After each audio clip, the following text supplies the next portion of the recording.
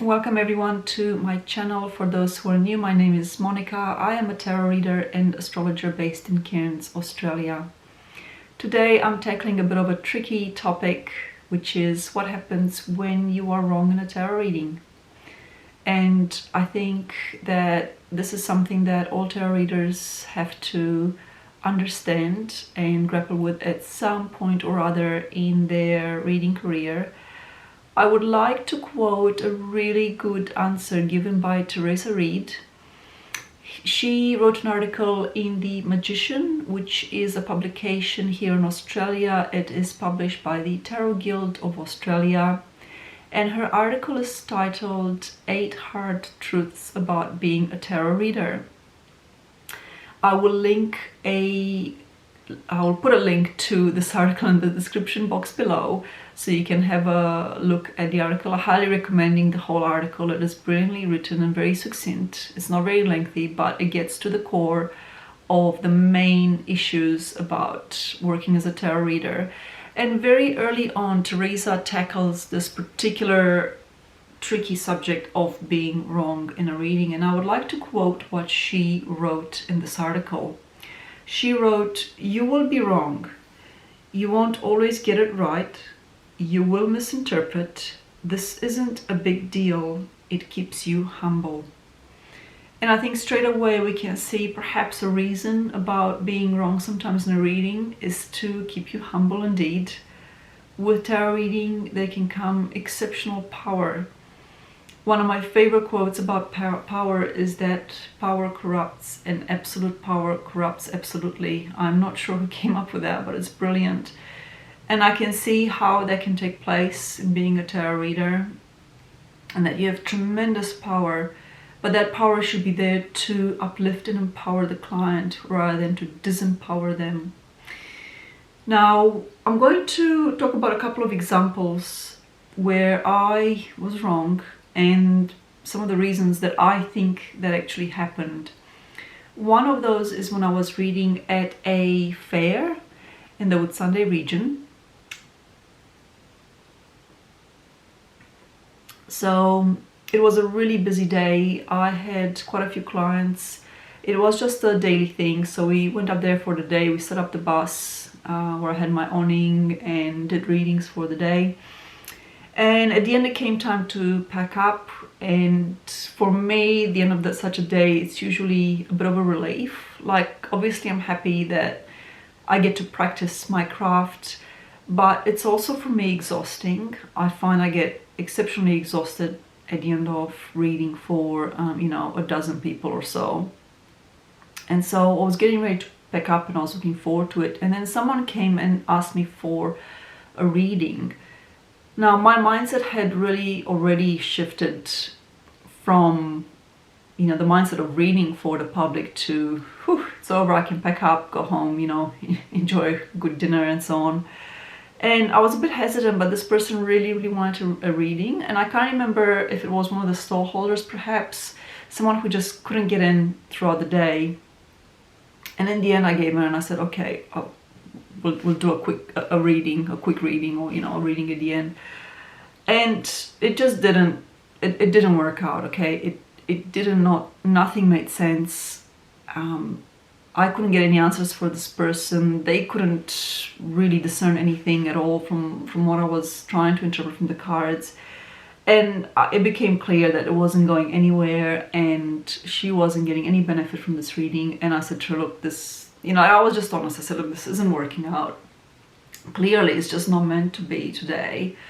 And what I did is I didn't take any money from her. I didn't take any payment because, to be honest, I felt like I just wasn't in what I call the zone. So the zone is like, before I do readings, you prepare mentally for it. You get into a particular mindset.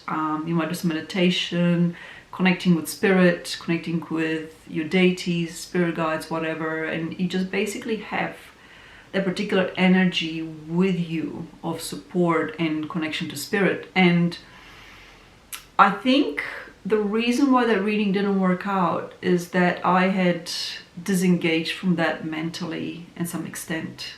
Like, obviously I tried my best. Like, it wasn't like I had completely walked away mentally from it, because it was still a tarot reading, but nothing, you know, nothing just made sense. And perhaps that was also a lesson for her as well, that she wasn't meant to get a tarot reading at that point in time. And that sometimes is the message for some clients where a reading doesn't make sense. They're not meant to get a reading at that point in time. They're not meant to get an answer. It's perhaps tarot just isn't a modality for them to pursue in working out any particular answers to their issues or challenges in life, right? I'm not there for everyone. A tarot reading isn't for everyone. End of story. It's not. Don't take offense to it. It's just how it is. Like, don't take offense to it as a reader, and that your readings will work out, and don't take offense to it, of course, as a client. Okay, that perhaps at that particular time it's not meant to be. A second example that I want to talk about is one where I asked the same question on 2 different occasions, and one time I was completely wrong and one time I was absolutely right. So this was pertaining to a question on elections, presidential elections in America in the first instance, and the second time here in Australia. So the first one was, I asked a question a few years back when the US election was taking place and the main contenders were Donald Trump and Biden. And I asked, who will win? And the cards that I got, I used a Noble from memory, and it was strongly indicative that Trump would win. Now, I need to clarify that, first of all, I'm not in the US. Second of all, obviously I can't vote in the US. I have no preference either way. I don't like either of those candidates. Sorry for those of you watching this if you have a preference either way. I'm in Australia. It makes no difference to me in many ways, but also because I really didn't like either of them. I think they were both poor choices for many reasons, and I know that will upset different sides of the presidential electoral divide. It is what it is, but the basic line is, I asked a question on that as someone who is unbiased and impartial, and I got a strong answer that Trump would win. And I was completely wrong. Biden actually won. Now, fast forward a couple of years to last month, the present day essentially, when the Australian election was taking place, and I did a spread on who will win the election. Now, I have put both of these instances up on my Facebook page, and certainly I put the Australian one that I did a reading on. And I remember I had, I think about 5 different options for the 5 main candidates, the 5 main parties. And I got a very strong card. I got a major card, the Empress, for the Labour Party. And I got minor cards for all the other parties. And it was very, very obvious to me that Labour would win, because they were, not only did they get a major arcana card, but they got a really positive major arcana card of the Empress. And I was right. The Labour Party didn't just win, they won by a majority. They didn't have to form any coalitions or go into any partnerships with any of the other parties. They pretty much won the majority of the seats that they needed to win. So the question is then, what did I do different between those 2 readings? And I have thought about this, and my personal take on it is that when I did the US election, I did not take anywhere near the amount of time or the seriousness in my intent and my energy that I had with the Australian election spread. Okay, I remember with the US, it was just like almost like an afterthought. Oh, I'll draw a couple of cards and see see what shows up. I just wasn't that serious about it. And because, it stings when you're wrong, it really does sting a bit. It hurts your pride. As Theresa Reed said, it keeps you humble. I obviously didn't like it that I was so wrong with the US election, and so glaringly wrong. When it came time to do the Australian one, I actually really sat down, connected to spirit, took my time, did all the things that I normally do for a normal tarot reading. And I honestly think that made all the difference between those two answers. You know, it was my intent and my frame of mind, my preparation to be in what I call the zone, to do a reading.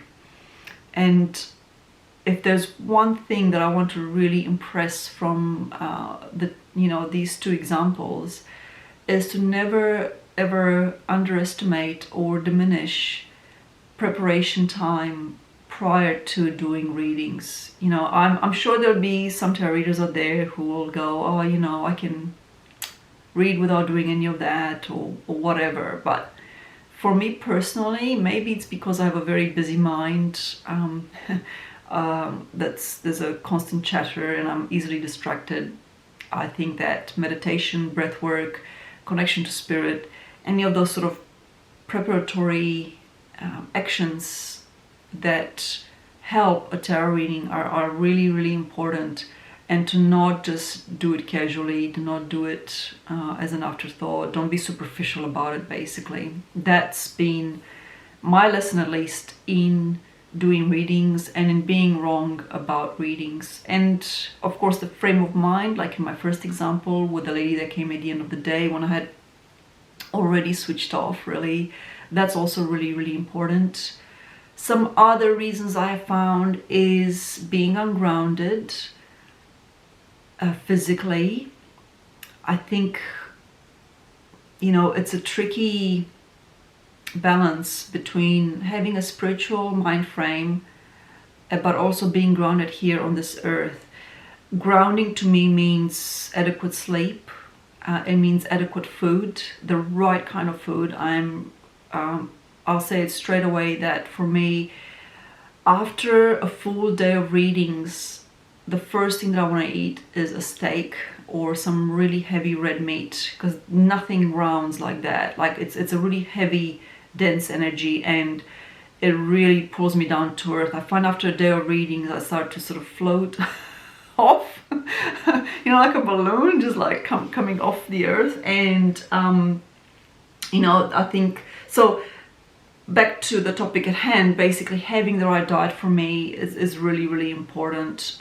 Making sure that I'm not hungry before I do readings, having lots of water and that sort of stuff, that also helps as well. So I will wrap it up now. I don't really think I've got much more to say. I just really wanted to give these examples and to say that, yes, I have been wrong when I have done readings. No, it's not most of the time. It's certainly in a minority, and thank goodness for that. Otherwise, I'd probably change my work path. I certainly wouldn't be doing readings for the public. But I wanted to look at those, you know, small number of times when a reading is wrong, which can be so disappointing, and it can also be deflating and disheartening as well as a reader. You know, I wanted to look at why is that the case, and also what can you do to ensure that it doesn't happen. And my advice again is to make sure that the preparation work before a reading aligns with your intent, aligns with your spiritual ethos, aligns with spirit, aligns with that particular energy where you're connected to spirit, to the energy of life, to the great spirit of earth, Mother Earth, whatever name you want to give it. It could be God if you're religious. You know, there's all sorts of names for that energy, but I would never underestimate that preparation work. And that's essentially the gist of my message today. So thank you all for watching. Thank you for supporting my channel. If you have any comments or feedback, I always welcome it in the comments below. And as always, I'm very, very grateful for your support of my channel. Thank you.